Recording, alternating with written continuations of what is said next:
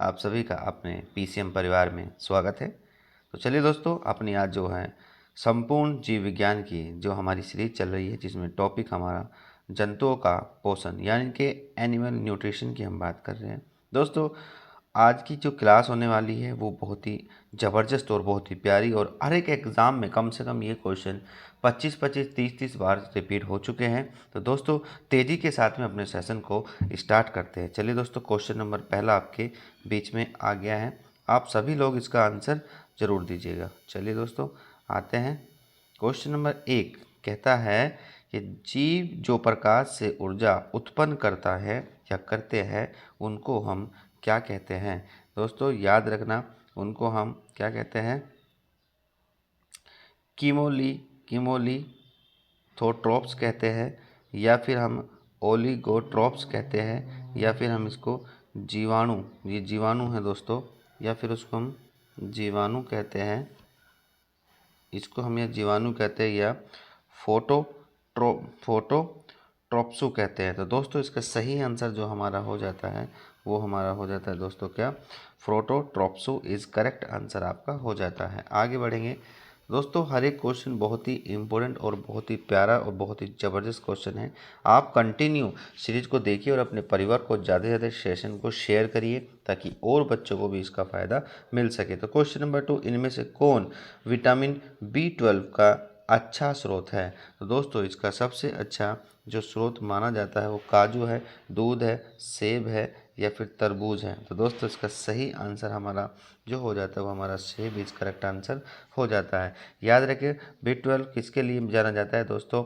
ये हमारे लिए, इनमें जो शरीर की होती है जो खून की कमी, इसके कारण खून की कमी होना शुरू हो जाता है। तो इसको सही बना के रखने के लिए हमको जो है तो सेब या फिर अंडा या फिर हमें मांस, मछली ये सब खाते इनका सेवन करना चाहिए, ताकि इनकी कमी ना आए। अगर इसकी कमी आती है तो आपको किसके रूप में मिलेगी?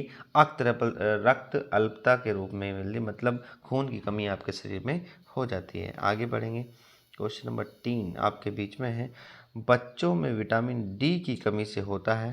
तो इसका सही आंसर जो होगा वो हमारा क्या होता है? इसकी कमी से सूखा रोग, यानी कि आपकी जो हड्डी होती है वो क्या होती है? ग्रोथ नहीं कर पाती, जिसके कारण आपकी हड्डियां, पैर की, हाथ की, सब क्या होती है? मुड़नी शुरू हो जाती है। आगे क्वेश्चन नंबर 4 आपके बीच में है, एक व्यक्ति जो वर्ण वर्णता वर्णता से प्रभावित है, उसे लाल रंग कैसा दिखता है? तो दोस्तों इसका सही आंसर होगा, जो लाल रंग की हम बात करेंगे तो लाल रंग वाले जिसके अंदर प्रॉब्लम होती है, किसकी?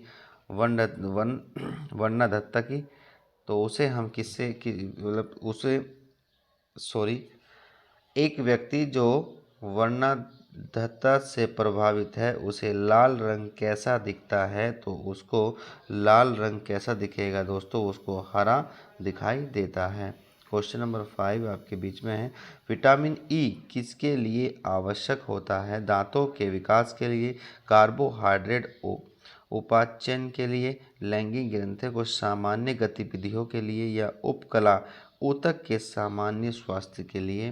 तो इसका सही आंसर जो हो जाएगा हमारा इज करेक्ट हो जाएगा, सी ऑप्शन करेक्ट हो जाएगा, लैंगिक ग्रंथि की सामान्य गतिविधि के लिए। आगे क्वेश्चन नंबर 6 आपके बीच में है, निम्न में से किस विटामिन की कमी से तीव्र रक्त अल्पता रोग हो जाता है? तो मैं अभी बताया था दोस्तों, तीव्र रक्त अल्पता किसकी कमी से होता है? तो ये हमारा हो जाता है विटामिन B12। तो इसके लिए अच्छे अच्छे जो आपके स्रोत हैं दोस्तों, वो स्रोत क्या होते हैं? या तो आप जो है सेब लीजिए, या तो आप सेब ले लीजिए, या फिर अंडा,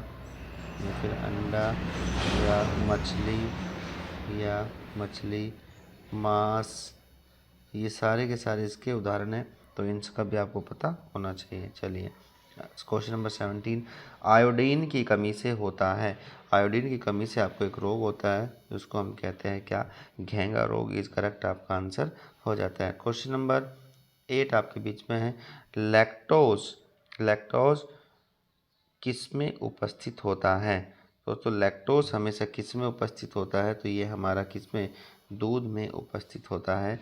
लैक्टोज जो बनता है वह हमारे ग्लूकोज और गैलेक्टोज के गैलेक्टोज से मिलकर बनता है, जिसका रासायनिक फॉर्मूला क्या होता है दोस्तों, इसका होता है CHO। CHO इसका क्या होता है, फॉर्मूला होता है, ये हमारा क्या होता है 12, 11 और 22। तो इसको भी नोट करके आप रखिए, कई बार क्वेश्चन यहाँ से पूछता है कि हमारा लैक्टोज किसके कारण बनता है, तो ग्लूकोज और गैलेक्टोज के कारण बनता है, जिसका फॉर्मूला क्या होता है CHO, यानी कि C12H22 और O11 इज करेक्ट आपका हो जाता है।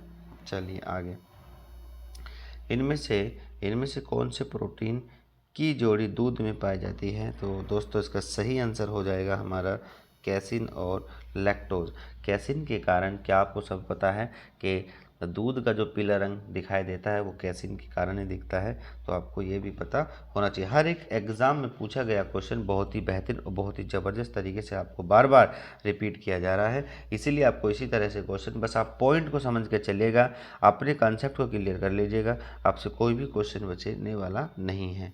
चलिए क्वेश्चन नंबर 10, निम्न में से किसमें कोलेस्ट्रॉल नहीं होता है। दोस्तों याद रखिएगा, कोलेस्ट्रॉल घी में भी होता है, छाछ में होता है, आइसक्रीम में भी होता है, लेकिन आपका कोलेस्ट्रॉल कभी भी आपको जो मूंगफली के तेल में नहीं दिखाई देगा। चलिए आगे बढ़ेंगे, क्वेश्चन नंबर 11, प्रथम श्रेणी के प्रोटीन रखते हैं।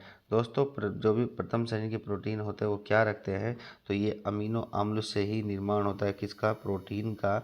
और कितने अमीनो अम्ल से मिलकर प्रोटीन का निर्माण होता है दोस्तों, वो होती है, उनकी संख्या होती है 20 इज करेक्ट आपका आंसर हो जाता है। आगे, अमीनो अम्ल किसके संश्लेषण के लिए आवश्यक होते हैं, तो दोस्तों मैं आपको फिर से क्वेश्चन रिपीट हुआ, ये होता है हमारा किसका, प्रोटीन के लिए।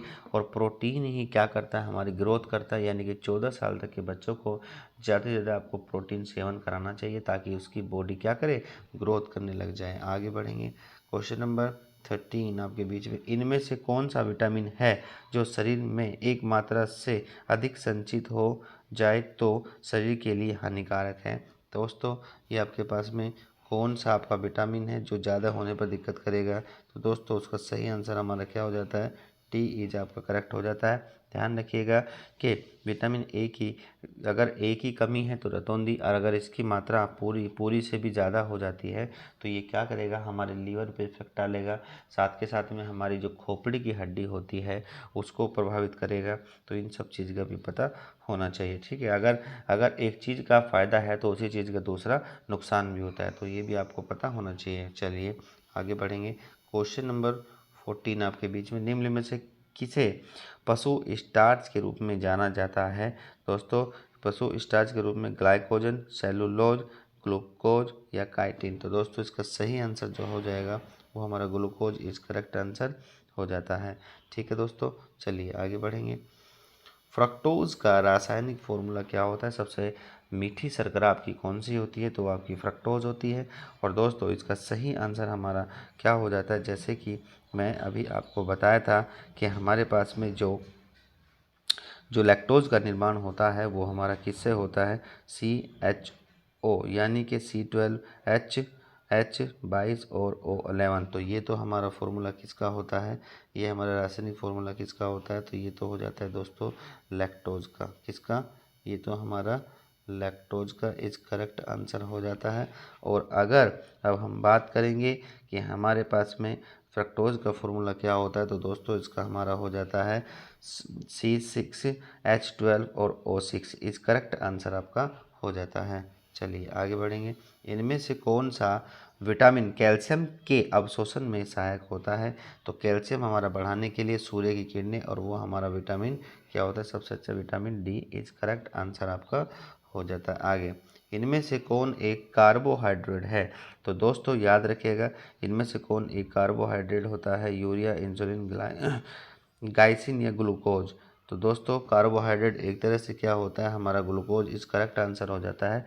और कार्बोहाइड्रेट का दूसरा नाम फाइबर भी होता है। जो फाइबर होता है वो हमारे शरीर में अति महत्वपूर्ण होता है। ये कहाँ से प्राप्त होता है, जितने भी हमारे अनाज होते हैं वो वहाँ से प्राप्त किए जाते हैं। तो क्वेश्चन नंबर 17 का डी ऑप्शन आपका करेक्ट हो जाता है। आगे, क्वेश्चन नंबर 18, पोषक तत्वों के अलावा हमारे शरीर में पानी और किसकी आवश्यकता होती है? तो मैंने अभी बताया था कि आपको दूसरा नाम क्या होता है, फाइबर होता है। ये एक शरीर के लिए हमें अगर पानी मिल रहा है तो पानी के अलावा क्या होता है, पोषक तत्वों के अलावा हमारे शरीर में पानी और किसकी आवश्यकता चाहिए, मतलब बहुत ज़्यादा चाहिए। तो आप सभी को पता, पानी पीते खाना खाने के बाद।